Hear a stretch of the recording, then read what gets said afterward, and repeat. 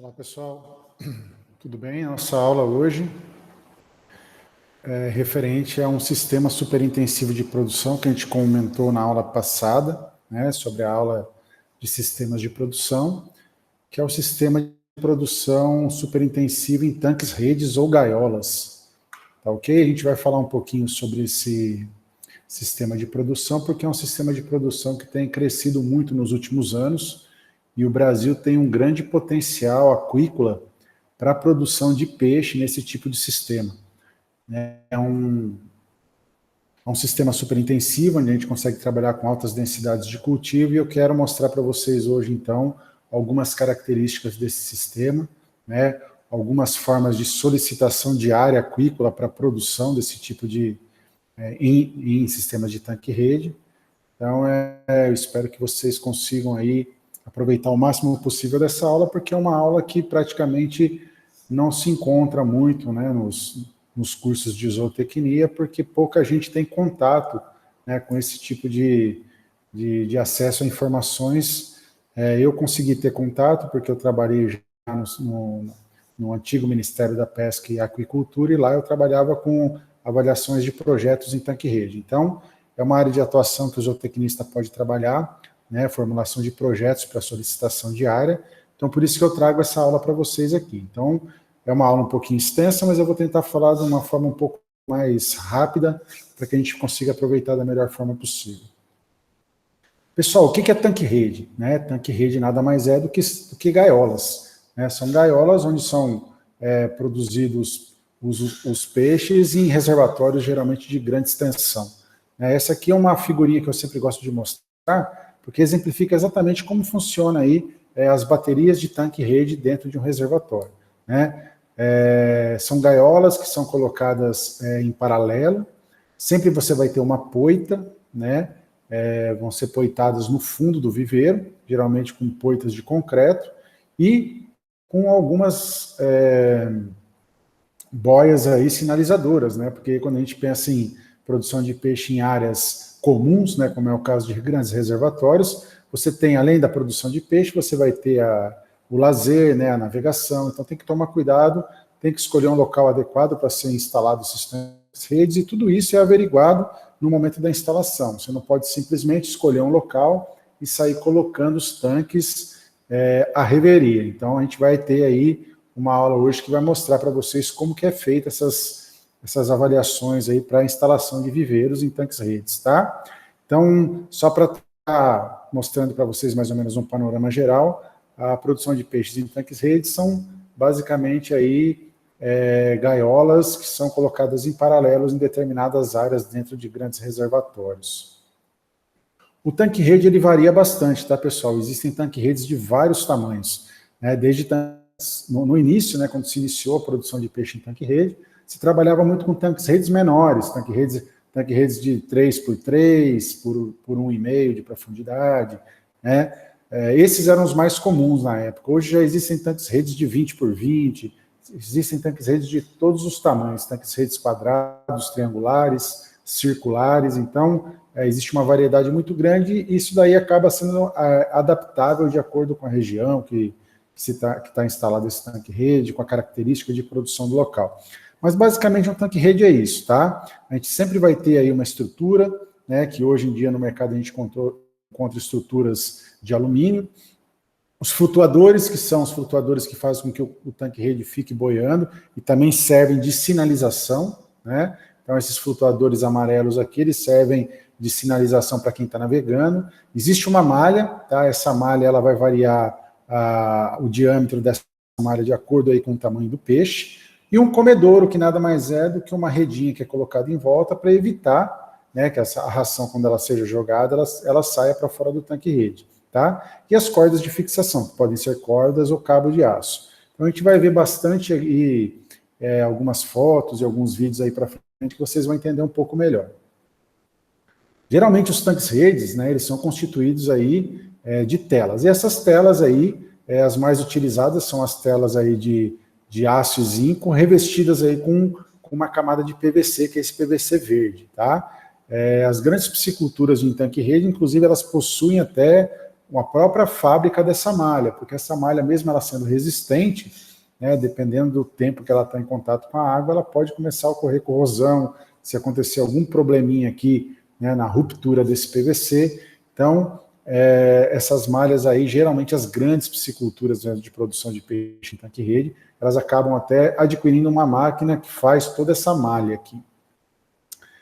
No Brasil, mais de 20 anos atrás, foi trazido um bivalve, né, um mexilhão de fora do Brasil, em lastro de navio. O que é lastro de navio? O navio, quando ele está vazio, ele enche de água, né, para poder estabilizar.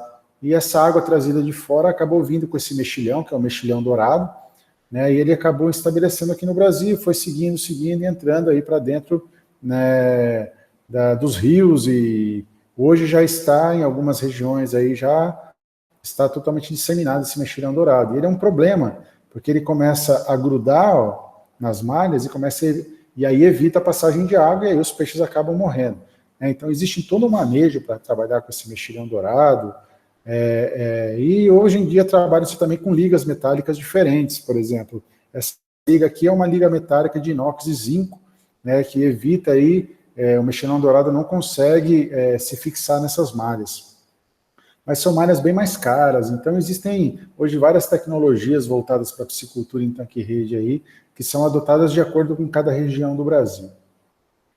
Com relação ao sistema de criação, existem alguns sistemas que são utilizados. Tá? Antigamente, quando se iniciou, né, o sistema monofásico ele era o mais utilizado. E essa questão de monofásico, bifásico e trifásico é muito relacionada aí com o número de manejos que são realizados, que são os manejos de repicagem, que nada mais é do que retirar os peixes de dentro dos viveiros e transportar para outros viveiros, né, para poder, outras gaiolas, para poder selecionar por tamanho, né, e facilitar, então, aí, otimizar aí a produção. No caso do monofásico, você já colocava aí peixes de 30, 50 gramas, que já são juvenis, né? Se trabalha bastante com tilápia em tanque-rede, pessoal. Hoje, a espécie mais produzida em tanque-rede é a tilápia, ela se adaptou muito bem a esse sistema de cultivo. Existem outras espécies que são produzidas também, mas a tilápia é a que mais se adaptou. Então, geralmente, entra com peixes aí com juvenis de 30, 50 gramas e leva até 700 gramas a 1 quilo, que é o peso de comercialização. Então, você não mexe no viveiro, você coloca e deixa o peixe crescer até o final. Qual que é o grande problema disso?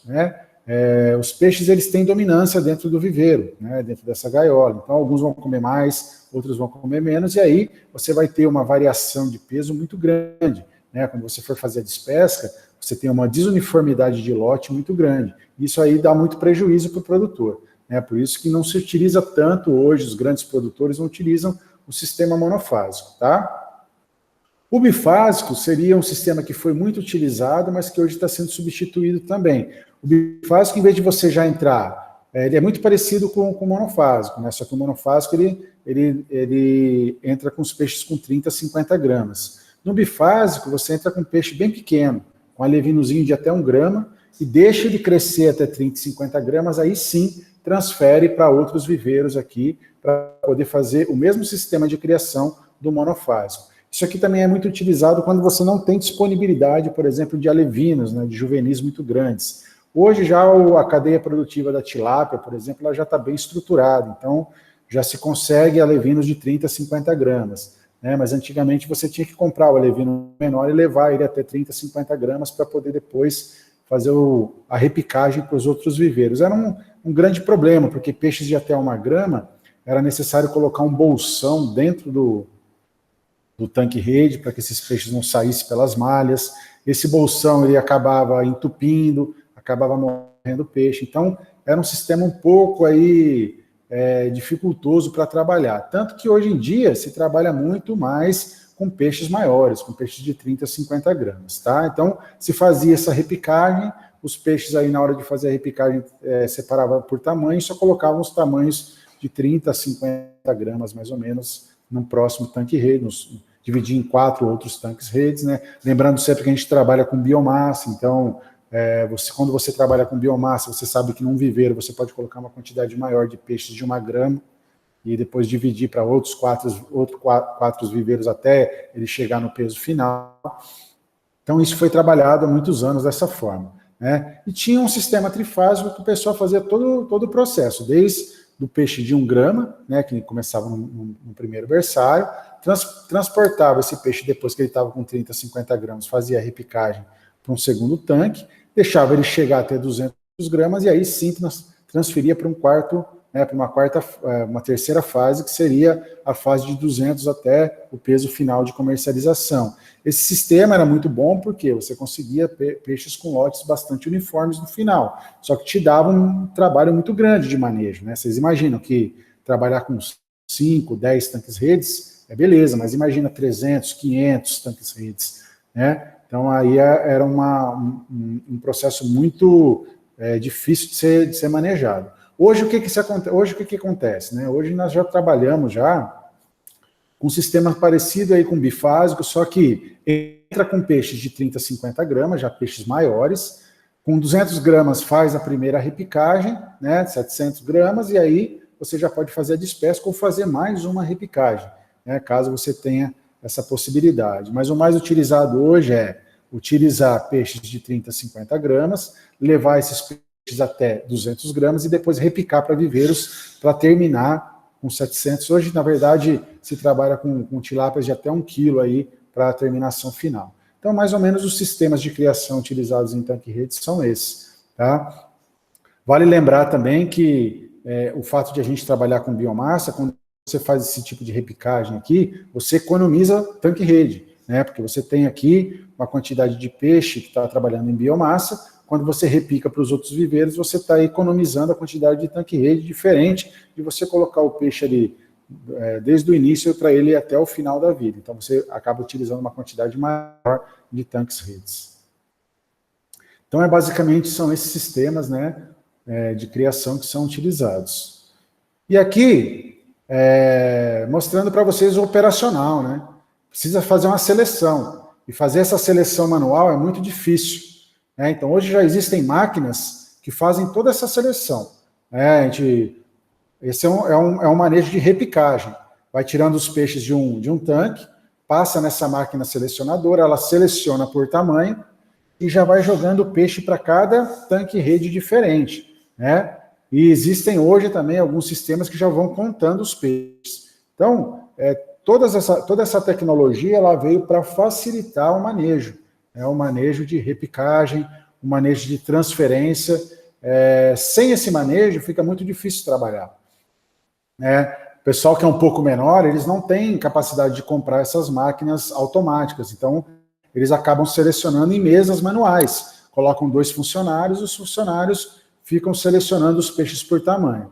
Tá? Essa é uma máquina que já facilita bastante o serviço, porque trabalha aí com a divisão por tamanho, e à medida que os peixes foram sendo separados por tamanho e contados, eles vão sendo distribuídos nos outros tanques-redes.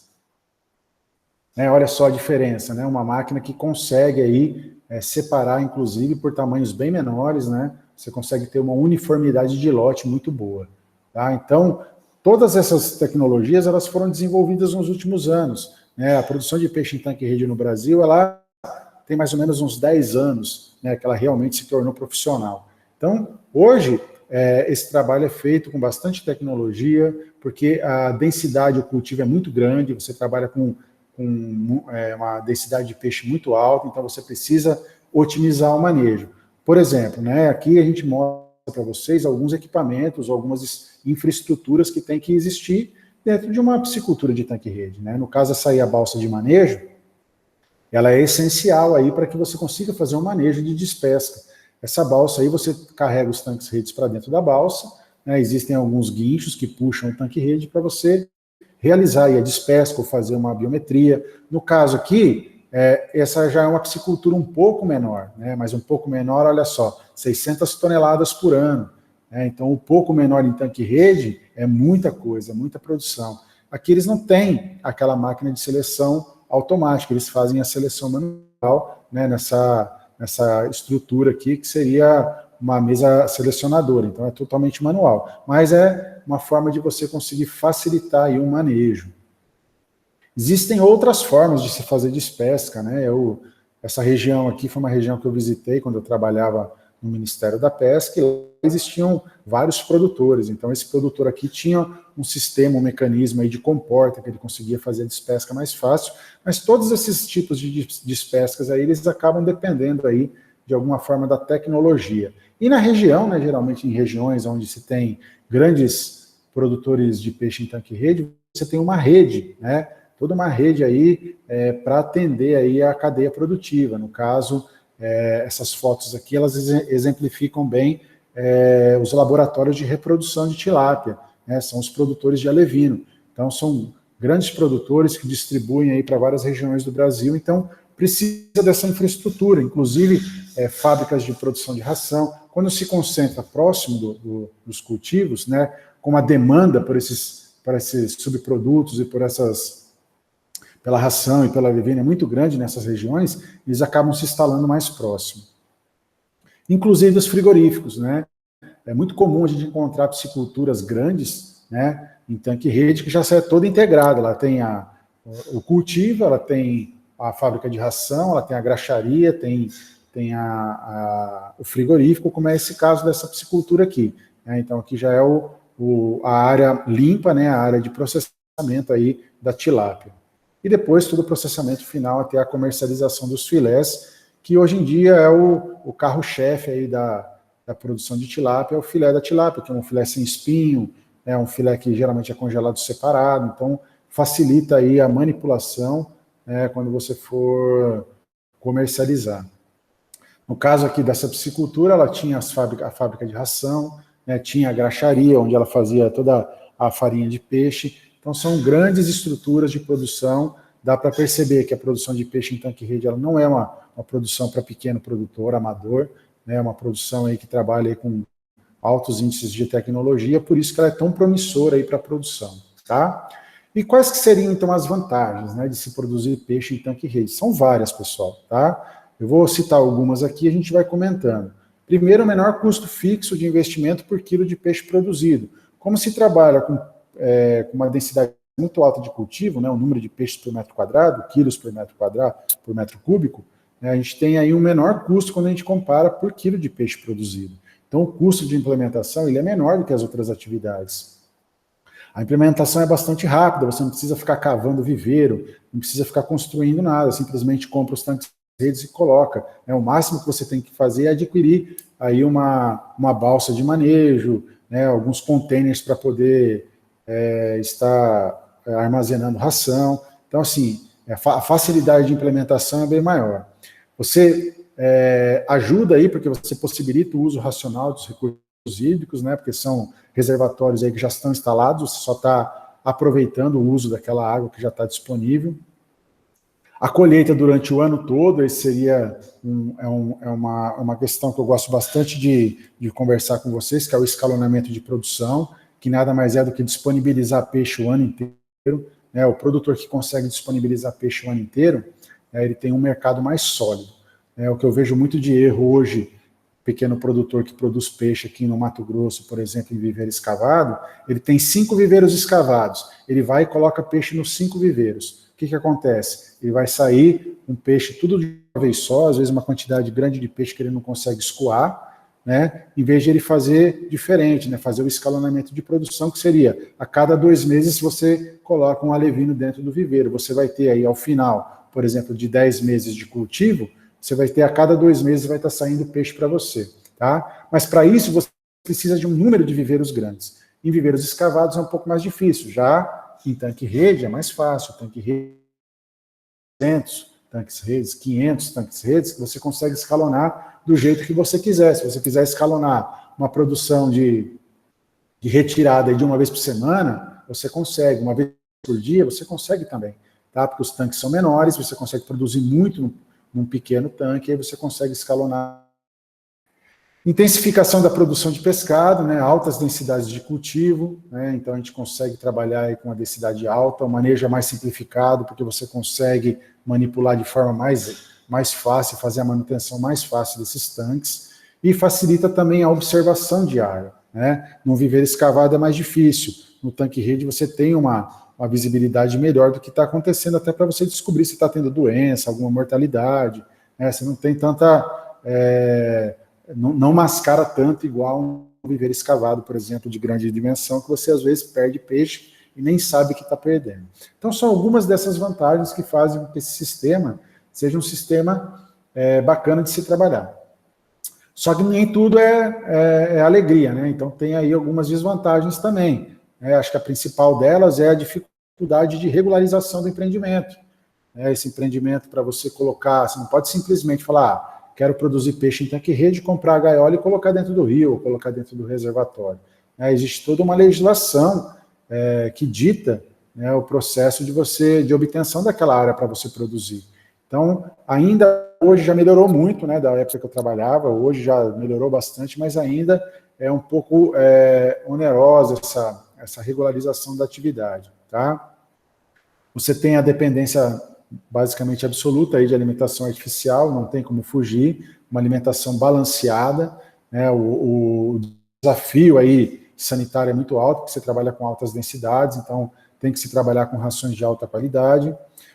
O controle de doenças, apesar de você observar muito facilmente, a doença é um pouquinho mais difícil, porque você tem um viveiro dentro de um reservatório gigantesco, como é que você vai jogar algum produto na água para controlar a doença? Existem algumas formas de encapar o tanque-rede com bolsões e fazer tratamentos de banhos, mas é bem mais difícil do que fazer num viveiro escavado.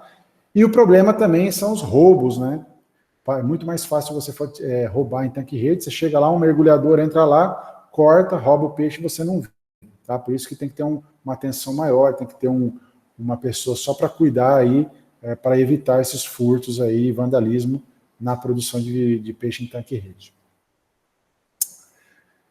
Então, como implantar, onde implantar esse sistema de produção? Nós temos algumas possibilidades. A mais viável seria em reservatórios federais e estaduais de hidrelétricas, que são as grandes hidrelétricas que já estão instaladas, Tem possibilidade, e aonde se instala mais tanque-rede no Brasil, tem a possibilidade de alguns rios federais e estaduais, mas nos rios tem uma grande dificuldade pelo fato de você não encontrar áreas propícias para instalar os tanques, mas existe essa possibilidade, dependendo do tipo de rio, da largura do rio. E alguns açudes rurais. O que são esses açudes rurais?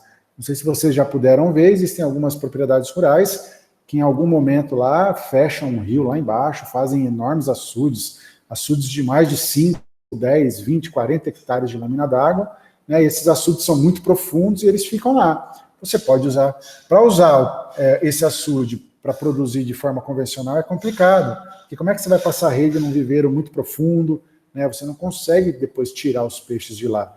Então, o que você pode fazer é implementar aí alguns tanques-redes nesse reservatório, nesses açudes, e conseguir fazer um manejo mais facilitado. Então, a gente sempre fala bastante sobre a produção de peixe em tanque-rede, principalmente nos reservatórios de hidrelétrica, porque o Brasil possui aí grandes reservatórios aí para geração de energia. São 219 reservatórios, são mais de 22 estados, representa 12% da água doce do mundo. Então, nós temos uma capacidade de produção muito grande em águas da União. Águas da União nada mais são do que os reservatórios federais. Então, a capacidade que a gente tem de produção nessas áreas, a gente poderia produzir até 2 milhões de toneladas por ano. Hoje a gente produz em torno, tudo que a gente produz no Brasil, somando tanque-rede, viveiro escavado, dá em torno de 750 mil toneladas. A gente poderia produzir mais de 2 milhões de toneladas. Então, a perspectiva é muito grande, a gente poderia estar próximo lá dos grandes produtores de peixe do mundo. E eu sempre trago essa tabelinha para quem tem interesse, então, de fazer um dimensionamento de tanque-rede em açudes, que são aqueles açudes que eu falei para vocês de propriedade. Muita gente tem propriedade com grandes açudes, não consegue produzir peixe lá porque não vai conseguir manejar. Então, aqui essa tabelinha, da tabelinha do ONU e do Kubica, de 2003, é um pouquinho antiga, mas ela é bem funcional. O que você tem que levar em consideração para saber quantos tanques-redes você pode colocar, o quanto você pode produzir? Está muito relacionado, então, com o tamanho, com a área que você tem desse açude, com a renovação de água que você tem, você mede a vazão, isso a gente vai aprender a medir na próxima aula, quanto que está entrando de água ali, qual que é a vazão que está entrando de água, e aí eu consigo determinar, então, a biomassa instantânea e segura que eu posso colocar ali dentro do meu reservatório. E aí você vai definir quantos tanques-redes você vai poder colocar. tá ok? Então, vou deixar para vocês aqui, eu dei um exemplozinho aqui, por exemplo, de um açude de 5 a 20 hectares, né, à medida que você vai aumentando a renovação de água, você consegue aumentar a biomassa instantânea. Isso aqui é mais para quem tem interesse mesmo em trabalhar com tanques-redes em açudes particulares. E vamos para o que interessa, então, que seria a instalação do sistema mesmo em grandes reservatórios, tá? Então, as condições para a implementação do sistema, elas são um pouquinho diferentes do que a gente está acostumado. A gente tem que fazer um bom levantamento de área. Então, hoje em dia, um técnico de piscicultura que tem essa capacidade de levantamento de área para a produção de peixe em tanque-rede, ele é muito raro, né? São poucos os técnicos que fazem esse tipo de levantamento, né? O ideal é que um técnico desse tenha alguns equipamentos interessantes, como, por exemplo, um sonar para poder ver se tem muito paliteiro embaixo. Paliteiras são aquelas árvores que ficam embaixo quando o reservatório é instalado, mas às vezes eles não retiram toda a madeira. Isso ali começa a formar alguns gases e dá problema se você colocar o tanque-rede ali. Você saber a profundidade também, qual que é a profundidade ideal, a gente vai falar sobre isso. Então, um levantamento adequado, uma batimetria da área é importante para quem trabalha aí como técnico em levantamento de áreas para produção de peixe em tanque-rede. Então, tudo isso tem que ser observado. O leito do rio, né, onde que está a correnteza, por que é importante entender para que lado que está indo a correnteza. A gente tem um reservatório grande, que ele foi, na verdade, nada mais é do que uma barragem que foi feita num rio, e aí aumentou a área de lâmina d'água desse rio, mas a gente tem o leito do rio. A gente sabe que a água está indo para algum local. Para quê? Para eu poder instalar meu tanque-rede no local adequado, um local onde a água entre e carregue todos os metabólitos que estão ali dentro que os peixes estão produzindo. Então, é importante entender um pouquinho também sobre o fluxo da água. Tá? E por isso que é importante, sempre que você vai fazer o levantamento dessas áreas, conversar com o pessoal ribeirinho, que morou lá antes de o reservatório existir, às vezes. Ele sabe exatamente onde ficava o leito do rio, né, onde que tem mais pau no fundo. Então, tudo isso é importante. Então, toda vez que alguém, um técnico, for fazer um levantamento dessa área, é importante conversar com o pessoal que já mora lá, tá? E quais que são os locais, então, propícios para instalação, né? Eu vou chegar num reservatório, você é um técnico, e vai chegar num reservatório e você tem que definir o local onde vai ser instalado. Lembrando, pessoal, só uma coisa que às vezes a gente fala, e vocês podem confundir, não necessariamente eu preciso ter uma área de terra que seja minha, para que eu coloque os tanques-redes, porque o tanque-rede está dentro da água, a água é da União. Independente se eu tenho terra ou não próxima, o ideal é ter, né, para você ter um local de acesso. Você pode ou comprar uma área na beira de uma represa, por exemplo, ou então você pode arrendar uma área, mas não necessariamente você precisa ter área para fazer produção de peixe em tanque-rede. Tá? A solicitação que será realizada vai ser para a área na água, né? Aquela área onde você vai poder fazer a sua produção. Então, não necessariamente você precisa ter uma área na beirada do reservatório. É interessante ter para que o acesso fique mais fácil, né? Para você trazer os insumos, fica muito mais fácil. Então, como é que eu vou instalar? Bom, eu sempre gosto de trazer a foto do reservatório da usina hidrelétrica de Ilha Solteira, que foi um reservatório onde eu fiz um trabalho bastante grande lá com os produtores, né? Esse polo aí é um dos grandes polos da tilapicultura no Brasil, né, da produção de tilápia em tanque-rede. Então, essa visão de cima aí mostra para vocês, né, o rio, ele foi feita a barragem aqui, né, a construção da usina aqui, e esse rio, então, ele se tornou uma lagoa muito grande, né, ele foi ocupando espaço. O que acontece? Né? À medida que ele vai ocupando espaço, eles vão formando esses braços, né, são braços do reservatório. E são nesses braços que a gente vai instalar os tanques-redes. Por quê? Você imagina instalar um tanque-rede aqui no meio do rio, né? Correnteza muito alta, desprotegido de vento, né? Área de navegação, se você mandar um projeto com um tanque-rede aqui no meio, ele não vai ser aprovado. A Marinha não vai aprovar, porque é área de navegação, é uma área desprotegida. Se der um vento muito forte, ele vai tombar o seu tanque-rede.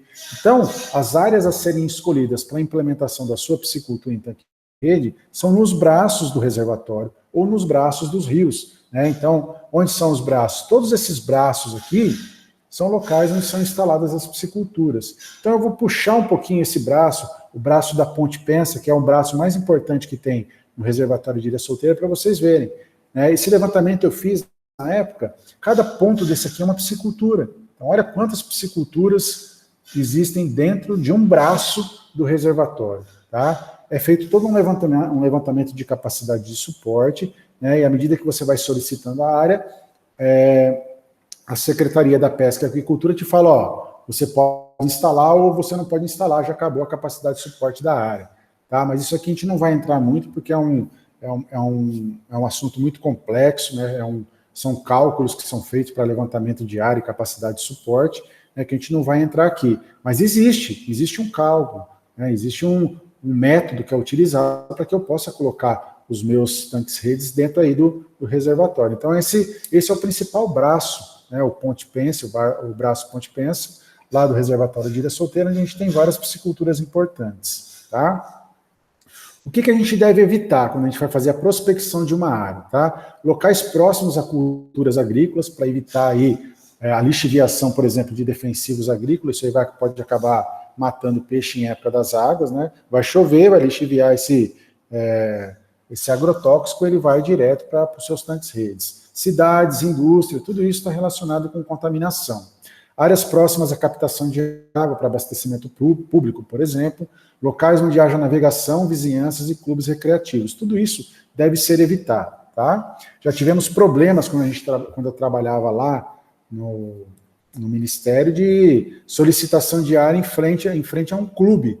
Né? Então, o clube, ele ficava na frente, o pessoal passava de jet ski, então você imagina, uma produção totalmente inviável na frente aí de locais como clubes e áreas de navegação.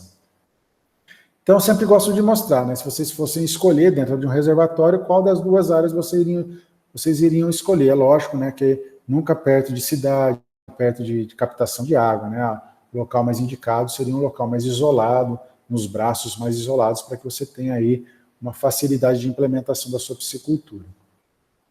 E aí entra, então, alguns parâmetros mais técnicos, tá, pessoal? Que a gente vai começar a conversar a partir de agora. Qual que seria a profundidade mínima, né? Qual que é a profundidade mínima do local para que eu possa colocar os meus viveiros sem ter nenhum tipo de problema? Esse é um assunto que o pessoal confunde bastante, né? Tem gente que acha que quanto mais fundo, melhor. Tem gente que acha que um pouquinho mais rasa, mais fácil. Né? Então, vamos entender qual que é a profundidade mínima. Existe a profundidade mínima permitida por lei e a profundidade mínima que é adequada para a produção, tá? Então, nós temos aí instruções normativas que determinam a profundidade mínima aí que tem que ter, né? Então, quando você for enviar um projeto, olha como é complexo, né, pessoal? Como é complexo enviar um projeto para solicitação de área, por isso que tem pouco técnico que faz. E cada projetinho daquele é 5, 10, 15 mil reais. Né? Então, um técnico que trabalha só com projetos, você imagina, ele tem uma especialização específica e consegue aí ter um retorno financeiro bastante interessante, pensando aí em implementação desse tipo de projeto. Tá? O que a normativa determina? Vamos lá. Considerar a altura submersa da estrutura de cultivo mais uma distância mínima de 1,5 metro, ou seja, eu vou determinar o tamanho do fundo do meu tanque-rede e mais 1,5 metro para baixo. Ou então, a relação de 1 para 1,75. Qualquer um dos dois que prevalecer é o que eu vou levar em consideração para enviar. Então, porque quando eu vou preencher todos os anexos para poder enviar o meu projeto, eu tenho que colocar a profundidade mínima do local. E essa profundidade mínima ela é feita o quê? Ela pode ser feita por batimetria mesmo com sonar, ou então alguns outros métodos mais rudimentares, como medição mesmo da profundidade do local. Vamos entender melhor isso aqui com um exemplo, tá? Aqui eu estou dando, então, um exemplo de tanque-rede, tá? Aqui é a parte que fica para fora, a parte fica para fora da água, e a parte submersa. O que ele me diz lá? Que a parte submersa mais 1,5 é o mínimo que eu tenho que ter. Então, vamos lá, vamos dizer que esse meu tanque-rede tenha 2 metros. Mais 1,5, 3,5 metros de profundidade é o mínimo que eu teria que ter para um tanque-rede de 2 metros de profundidade, tá ok? Mas eu tenho que fazer o segundo teste, que é o 1 para 75. Então, eu vou pegar os 2 metros, multiplicar por 1,75, vão dar os 3,5 metros. Então, tanto faz este método como esse, os dois deram iguais. Então, a área mínima desse local que eu tenho para a implementação dos meus tanques redes, ele tem que ter uma profundidade mínima de 3,5 metros. Isso está dentro da legislação. Se eu colocar isso dentro do meu projeto vai chegar lá e vai passar. Se estiver fora disso aqui, meu projeto vai ser reprovado.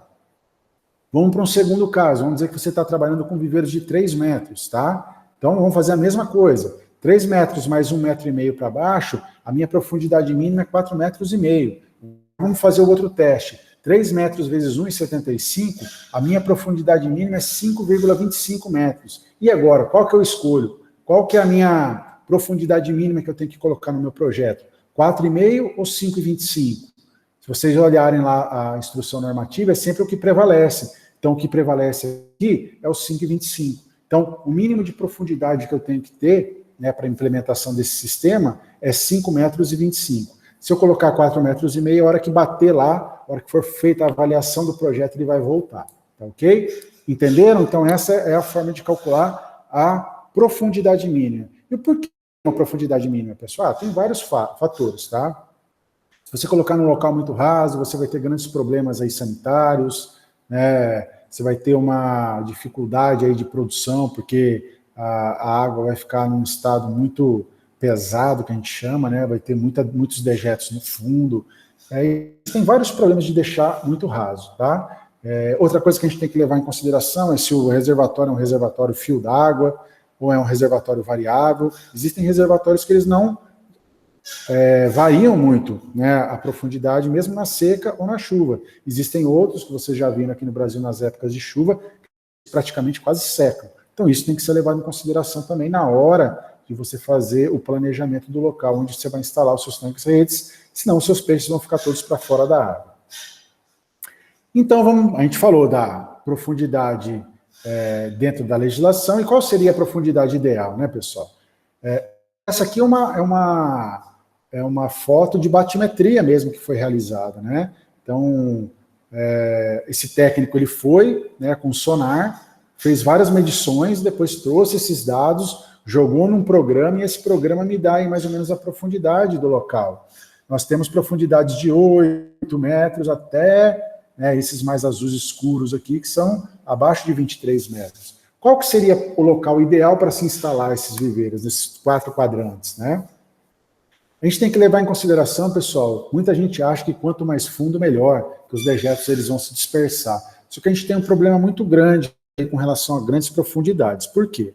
Bom, a gente tem que pensar o seguinte, os raios solares, eles batem na água e eles penetram até 1 metro, mais ou menos. Ali, eles começam a aquecer a água, tá? Então, a água ela fica bastante aquecida em cima e, à medida que vai aprofundando, vai ficando mais gelada. Eu acho que todos já tiveram a oportunidade de entrar dentro de um rio, de um reservatório, onde às vezes a parte de cima está quente e a parte de baixo está mais gelada. O que acontece? A densidade aumenta com a água gelada, então ela estratifica. Então ocorre uma estratificação das colunas de água. Então a água mais gelada, ela fica mais pesada, ela fica mais para baixo, e a água mais quente para cima. Então existe essa estratificação. O que acontece também? Nessa água mais superficial, né, até 1 metro mais ou menos, onde você tem um maior aporte de oxigênio, né, menos dejetos. Então ali é a melhor água que existe para os peixes, né? Quando você tem uma água mais profunda, ela já começa a perder em oxigênio. Quanto mais profunda? Bom, se a gente pegar aí alguns cálculos que já foram avaliados, você faz ali uma medição de transparência da água. Então existem algumas literaturas que falam que 2,4 vezes a transparência da água, a taxa fotossintética, que seria a taxa de produção de oxigênio, ela se iguala com a taxa respiratória, né, que é dos peixes, da decomposição da matéria orgânica. Então chega um momento que, se ficar muito profundo, você já não vai ter mais oxigênio disponível. Aí entra o grande problema de a gente colocar, então, os viveiros, né, a nossa piscicultura de tanque-rede, em locais muito profundos. Por quê? O que acontece? A água está estratificada, né? Você tem uma água de melhor qualidade em cima, mais quente, uma água um pouco mais fria, mais pesada embaixo.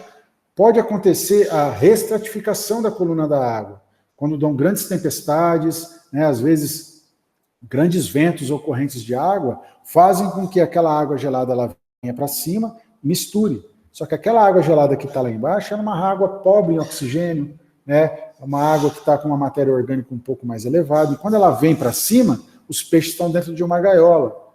Se eles não estivessem dentro da gaiola, sem problema nenhum, eles vão se dispersando. Mas dentro de uma gaiola eles não conseguem fugir. O que acontece? Existem grandes mortalidades em massa. Então essa restratificação da coluna da água, ele é um problema muito grande, principalmente em locais mais profundos, né? Ah, professor, mas então qual que é a profundidade ideal? Pessoal, varia bastante, sabe? Mas até 10 metros de profundidade, a gente não tem grandes problemas com restratificação de coluna da água. Abaixo de 10 metros, aí já começa a ter. Né? Então, eu diria que entre 5 e 10 metros de profundidade seria um local ideal para você instalar sua bateria de tanques-redes sem ter nenhuma preocupação com esse problema de restratificação da coluna de água. Tá ok? Isso é importante que vocês entendam. Tá? Então, essa estratificação ela é comum, né, em grandes reservatórios profundos. Você tem a parte de cima, a parte do meio e o fundo do viveiro, que tem temperaturas diferentes, densidades diferentes, e por isso que ela estratifica. Sempre gosto de colocar, por exemplo, isso aqui seria um braço de um reservatório visto de cima. E aí eu sempre pergunto, né? Você pega a parte verde aqui, uma área de até 10 metros de profundidade, uma área de 25 metros de profundidade e essa área de 50 metros de profundidade e coloco baterias de tanques-redes. Isso aí eu posso perguntar, inclusive, numa avaliação. Eu pergunto, qual que é a área que tem o menor risco, né, para a implementação dos tanques-redes? Né, o que vocês diriam para mim? Muita gente confunde e fala, não, quanto mais fundo, melhor. Ele vai e coloca nessa área aqui, ó, de 50 metros. Aí, se ocorrer uma restratificação de coluna d'água, todos os seus peixes morrem. Então, o menor risco seria na área verde, que é até 10 metros. Risco intermediário na área marrom e o maior risco, então, de mortalidade nessa área aqui, porque ela é mais profunda, tá ok?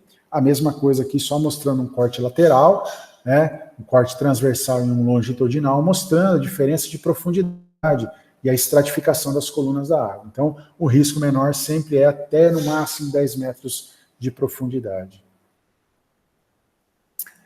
Beleza, então, pessoal, profundidade, entenderam? Então, tem a profundidade que ela é determinada por lei, né, que é aquela profundidade de 1,5 m, 1/75, e tem a profundidade que a gente considera aí o máximo que pode ser colocado os tanques sem que haja problema com a restratificação da coluna d'água e a mortalidade dos peixes, que é no máximo até 10 metros de profundidade, tá ok? Vamos entender agora como que a gente faz a distribuição, a distância de posicionamento dos tanques, para que eles fiquem de forma correta quando você for fazer o seu projeto, por exemplo, tá?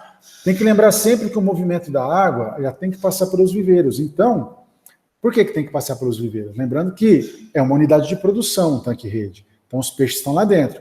Eles estão comendo, defecando ali dentro, tem amônia ali dentro, então essa amônia precisa ser retirada, esses dejetos precisam ser retirados. Eles não simplesmente caem.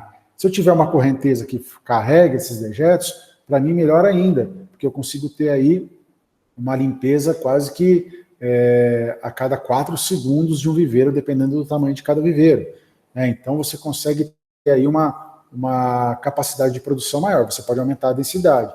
Quando eu falo nisso, pessoal, é porque realmente a densidade de cultivo é muito alta em tanque-rede.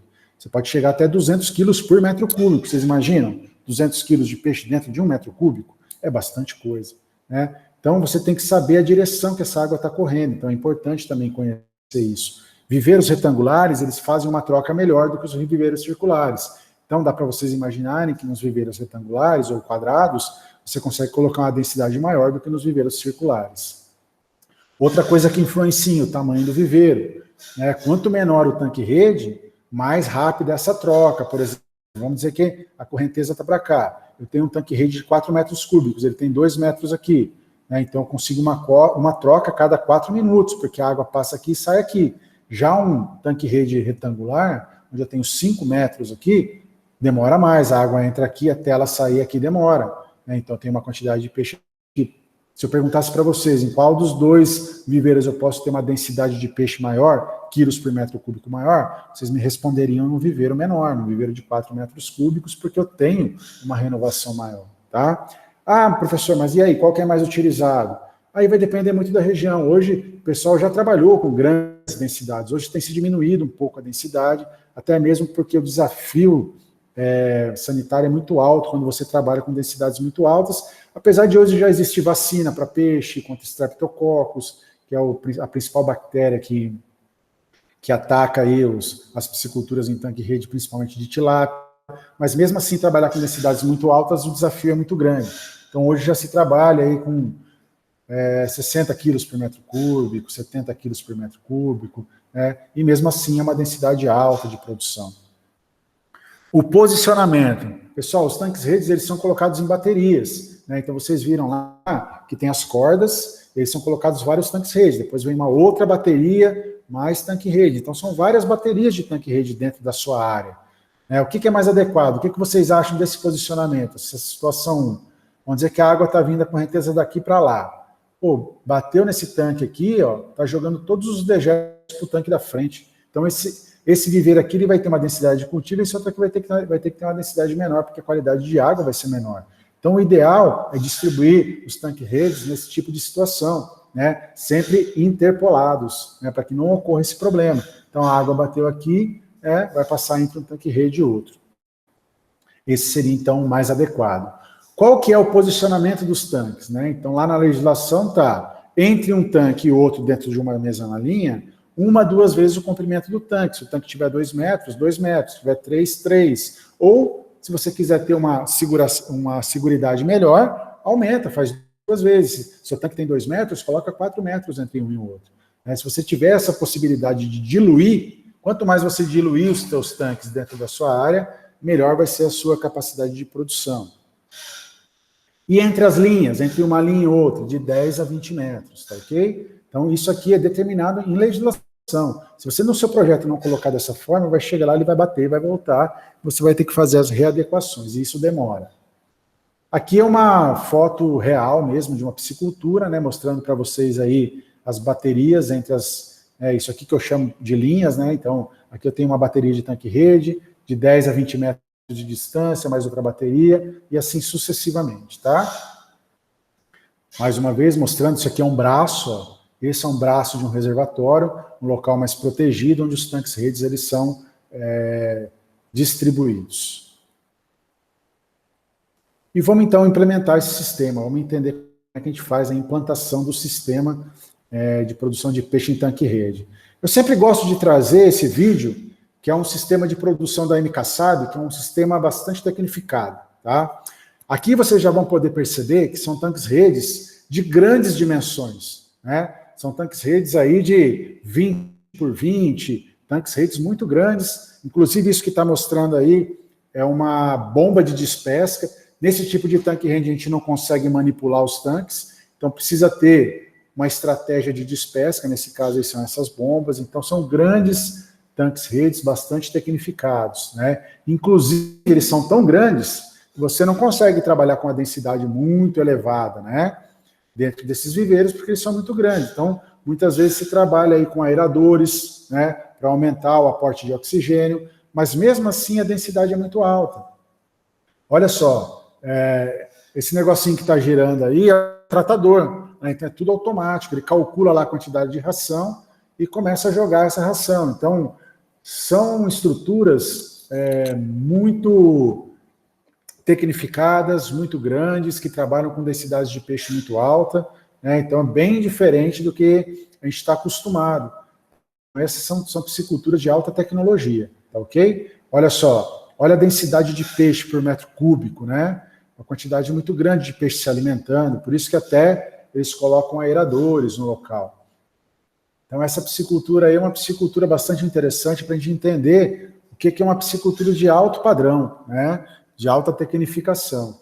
Inclusive, nessa piscicultura, já tem o frigorífico acoplado. Então, à medida que esses peixes vão sendo retirados dos tanques-redes, eles já passam por processo de sensibilização ali e já entram para dentro da unidade de processamento, que seria o frigorífico. Tá? Então, geralmente, as pisciculturas em tanques-redes de grande escala, de grande produção, elas são bastante integradas. Aí a gente já vê tilápias de aproximadamente 1 quilo, tilápias grandes, né, onde vão ser processadas lá dentro e retirado o filé.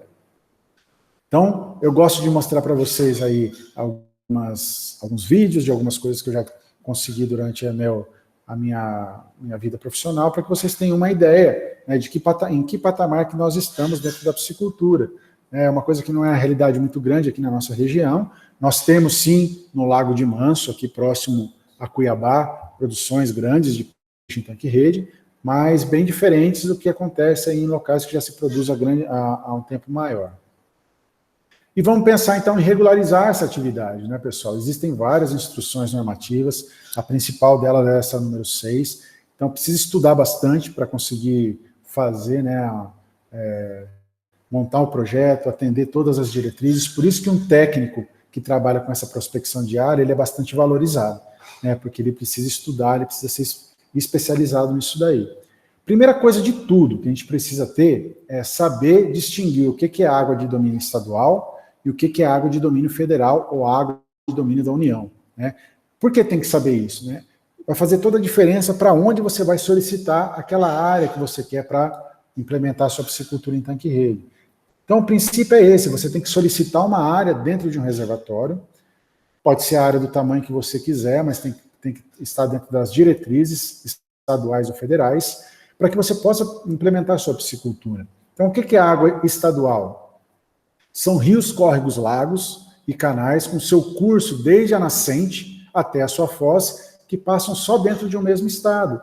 Então, o rio, nosso rio aqui, que ele é mais, para a gente ficar um exemplo mais fácil de entender, que é o Rio Vermelho. O Rio Vermelho é um rio estadual, ele passa só dentro do Mato Grosso, né? Então, se eu fosse solicitar uma área para colocar, eu quero colocar tanques-redes no Rio Vermelho, eu teria que solicitar para quem? Eu ia ter que entrar em contato com a SEMA, que é um órgão estadual do meio ambiente aqui.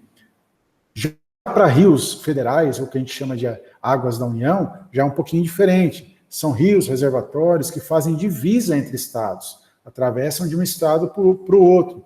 Existem outras situações também, podem ser construídos com recurso da União e o mar territorial brasileiro. Todo o mar territorial brasileiro ele é da União, né? Incluindo as baías, enseadas e os estuários. Entender o que são águas da União, o que são águas estaduais, é importante para que a gente saiba em que órgão solicitar a área para eu poder produzir e instalar os meus tanques-redes, tá ok? Como que você sabe isso? Professor, como é que eu vou saber se o rio ele ultrapassa um estado ou outro? Hoje, a Agência Nacional de Águas e Saneamento Básico, ela disponibiliza um aplicativo bastante interessante, tá? Através desse aplicativo, você consegue identificar se o local onde você quer instalar a sua piscicultura é uma água estadual ou uma água da União, tá? Você vai entrar nesse site aqui, né, que é o site da ANA, e vai entrar aqui no link, tá? Esse link aqui vai te mostrar esse mapa, tá? Esse mapa é um mapa interativo, que vai te mostrar o que é água estadual, o que é água da União, tá ok? Eu vou fazer o seguinte, eu vou entrar aqui para mostrar para vocês, tá? Já está aqui na página. E aí eu vou mostrar para vocês aqui, olha lá, essa daqui é o site da ANA. Você vai entrar aqui, vai acessar o mapa interativo, né?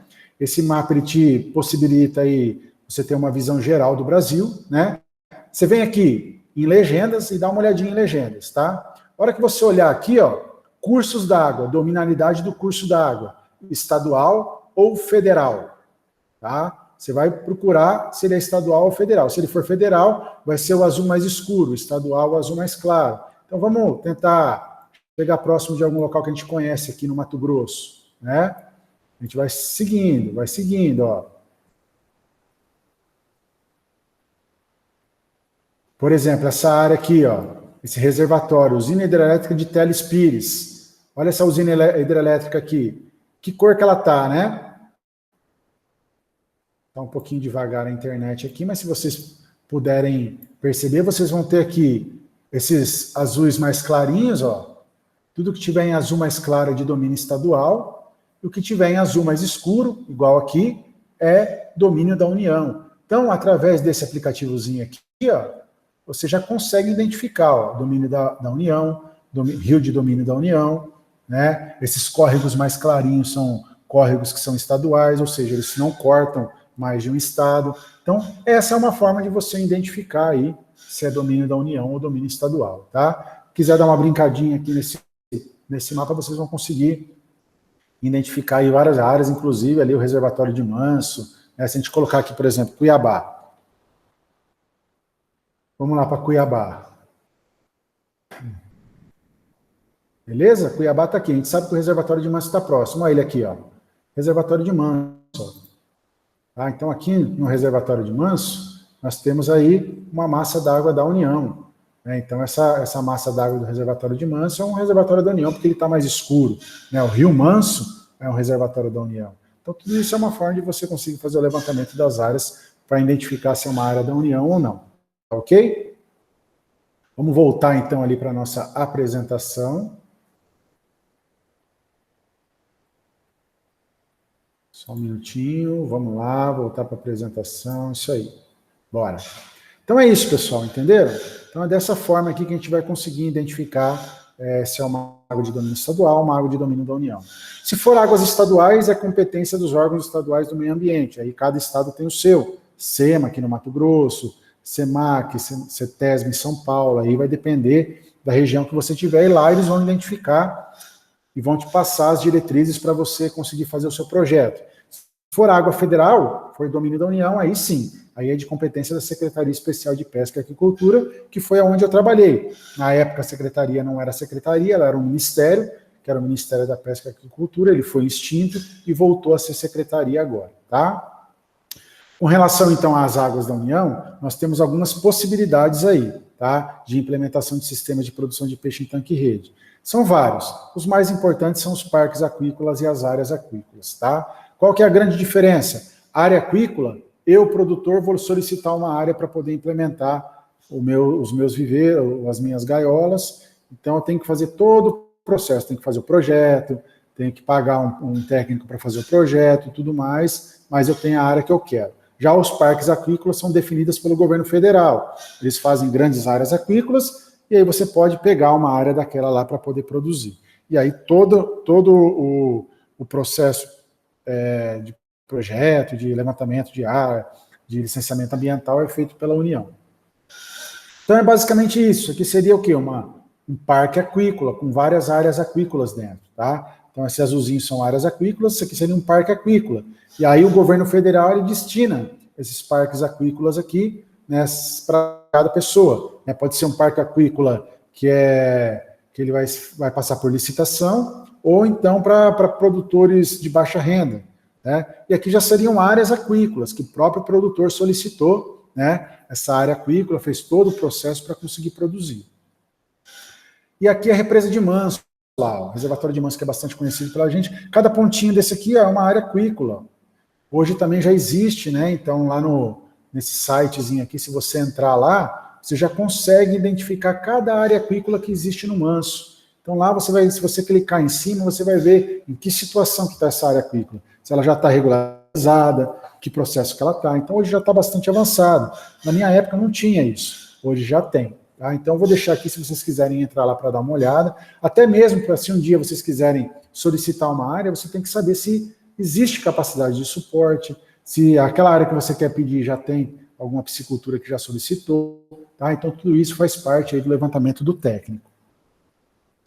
E as etapas, então, para solicitação e autorização de uso da União, desses reservatórios de uso da União. Tá? Primeiro, outorga de direito de uso. Eu não vou entrar muito, pessoal, em cada uma dessas aqui, porque isso daqui, para quem tem mais interesse, tem milhões e milhões de relatórios que eu posso passar para vocês, mas só para vocês terem uma ideia.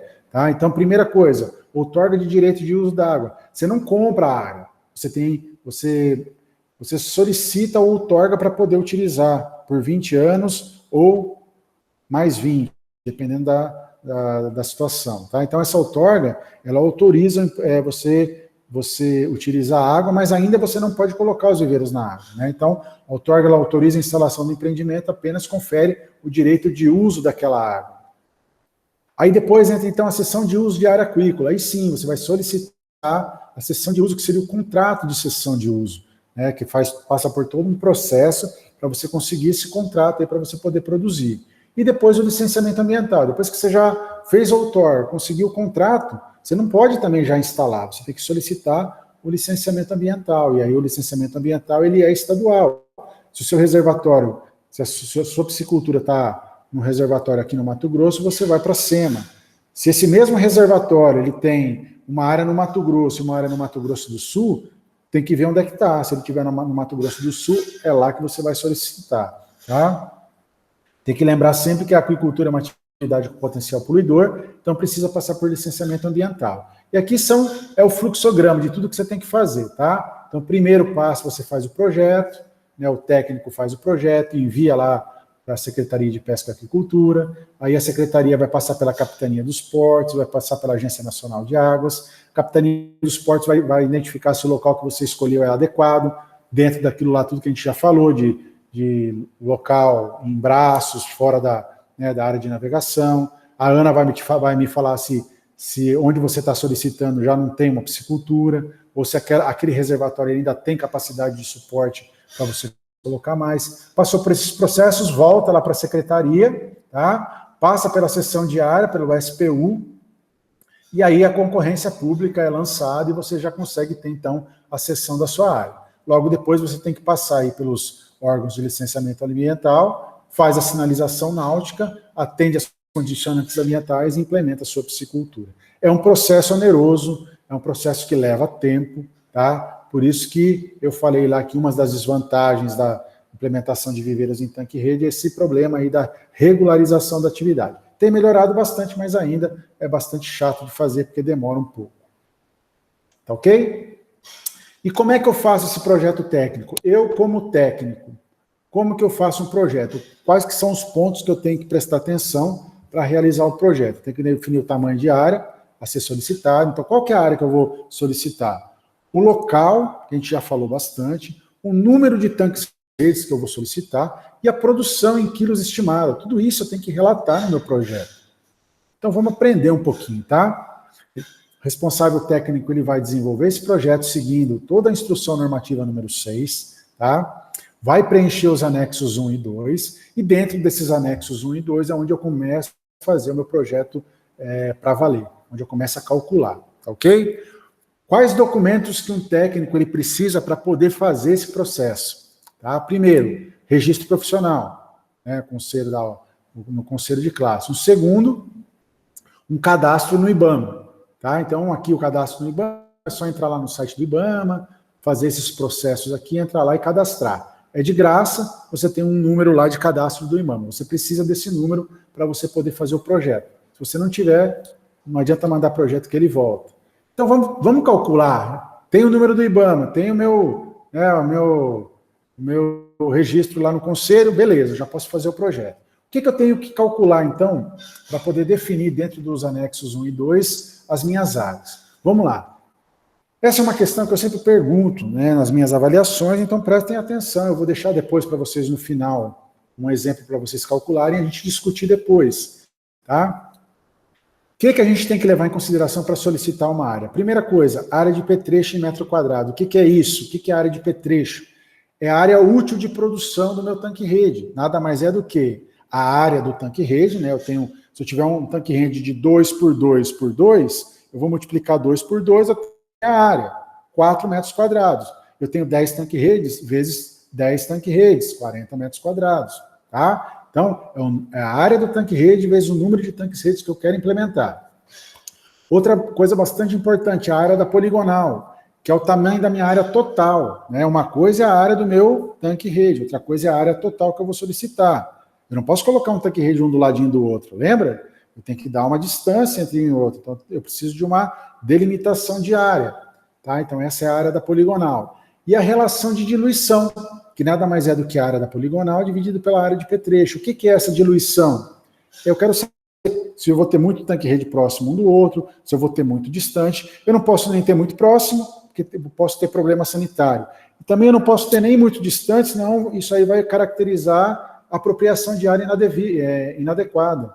Eu vou lá, solicito lá uma área gigantesca e coloco 3, 4 tanque-rede. Isso também não pode. Então essa área de diluição ela determina isso. Então essas são as coisas que a gente vai calcular, e se eu solicitar que vocês calculem, eu vou dar as fórmulas para vocês, tá?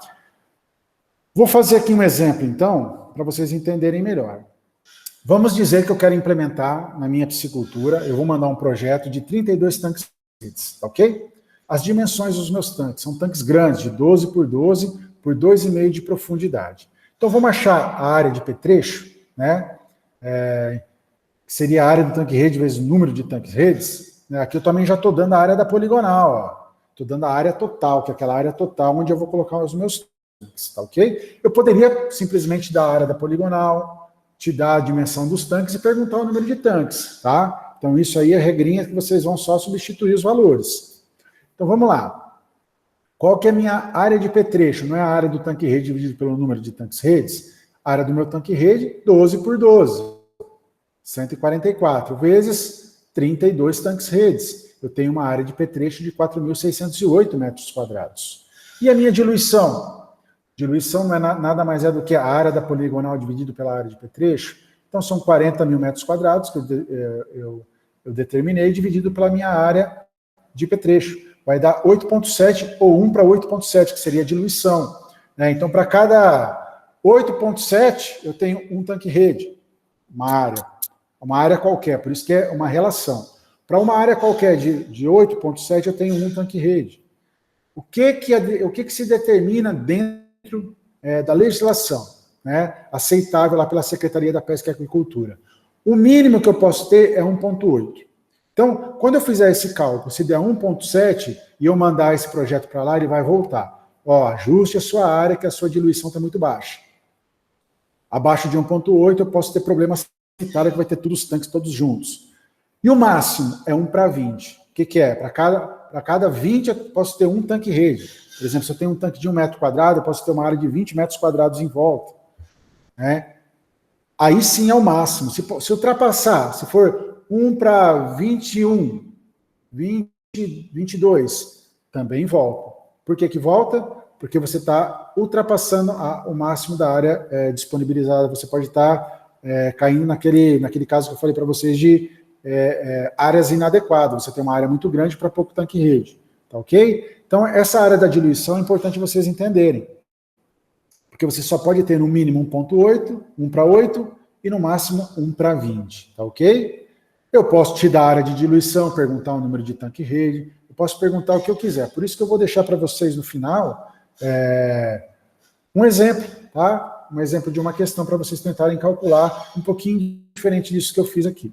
Tá ok? Então, essa é a forma de calcular o número de tanques-redes, a área da minha poligonal, né? Eu entender qual que é a minha diluição. E qual que seria a diluição mais adequada? Pessoal, eu sempre, quando eu falo sobre essa parte de diluição, eu sempre gosto de trabalhar no máximo de diluição possível. Por quê? Se eu posso pedir até 1 para 20, eu prefiro pedir 1 para 20. Então, eu sempre prefiro pegar a minha diluição de 1 para 20 e depois calcular em cima da minha diluição de 1 para 20 uma área para tantos tanques-redes. Por quê? Porque eu vou ter certeza que eu vou ter uma distribuição bastante uniforme dentro da minha piscicultura, não vou ter problema sanitário, não vou estar tendo problema também de inadequação de área, pegar uma área muito maior do que eu estaria produzindo, e vou estar dentro da legislação. Então, sempre que vocês forem fazer um projeto de implementação de tanque-rede, façam sempre com máximo de diluição, de 1 para 20. Se fizer menos, tem problema? Não, desde que não diminua de 1 para 8. Tá ok? Eu acho que no exercício vocês vão entender melhor, e no nosso encontro, então, a gente vai tirar as dúvidas em cima do exercício.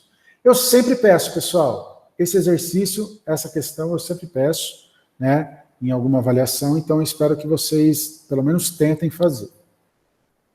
E aí, pessoal, os passos, passo a passo do que vai acontecer. Eu não vou entrar especificamente em cada passo, já falei para vocês, o interessado ele tem que fazer isso, vai para a superintendência, né, vem todo o processo, o fluxograma aqui que a gente já comentou, chega lá em Brasília, é avaliado, volta para cá, passa pela Marinha, passa pela Agência Nacional de Águas, ok? Vai para a Secretaria de Patrimônio para determinar a área, vai para a concorrência pública, né, sai lá no Diário Oficial, e aí depois finaliza o processo licitatório, sai no Diário Oficial, e aí você tem que entrar em contato com os órgãos ambientais, atender todas as condicionantes que o órgão ele vai estipular para você, e para parques aquícolas é a mesma coisa, só que quem faz tudo é a própria Secretaria da Pesca e Aquicultura.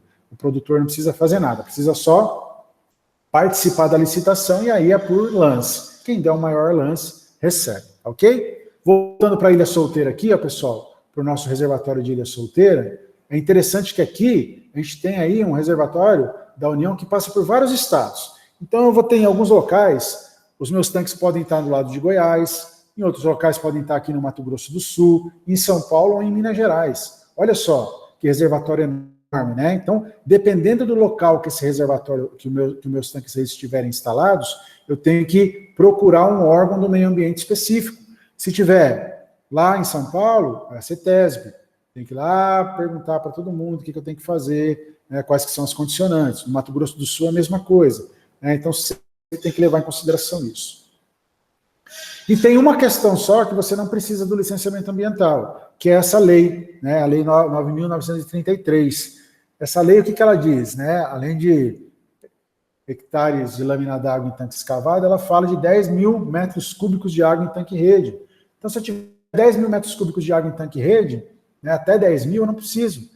Eu sou dispensado do licenciamento ambiental. Eu tenho que passar por todas aquelas etapas, mas a parte de licenciamento ambiental, que é a parte mais chatinha, eu posso deixar de lado, porque eu estou respaldado por essa lei. Tá ok? E para finalizar, então, pessoal, aqui uma tabelinha do acompanhamento da renovação da autorização que vocês precisam fazer. Pessoal, vocês perceberam? É muito complexo, né? Por isso que são poucos técnicos que fazem. E os poucos que fazem conseguem receber aí um valor legal, porque são poucos que conseguem realizar todo esse processo de forma adequada. Eu conheço técnicos aí que fizeram a vida só fazendo projeto aí de implementação de tanque-rede, tá ok? Então aqui é só, né, algumas coisas que tem que seguir, a validade é de 20 anos, tá? Pode ser prorrogável por mais 20 depois, finalizar. Você tem a outorga de direito de 10 anos, você tem que fazer um acompanhamento para renovar, tá? Parecer da Marinha, beleza. Licença do aquicultor também tem que ter, né? Todo ano você tem que renovar essa licença. E as licenças ambientais, acompanhar aí todo o processo, né, de licenciamento ambiental. Toda vez que tiver uma demanda de licenciamento ambiental, você tem que acompanhar. Então, basicamente, pessoal, esses são os processos que são envolvidos dentro da implementação de projetos em tanque-rede. Não é simples, tá? Essa aula é uma aula que quase ninguém tem, porque poucas pessoas têm acesso a esse tipo de atividade mesmo aprofundada, mas eu gosto de trazer para que vocês tenham aí um outro panorama, uma outra visão aí da piscicultura de peixe em tanque-rede, tá ok? Gostaria de agradecer vocês aí, então até a próxima aula e eu vou deixar no final aí um exercício para vocês. Valeu!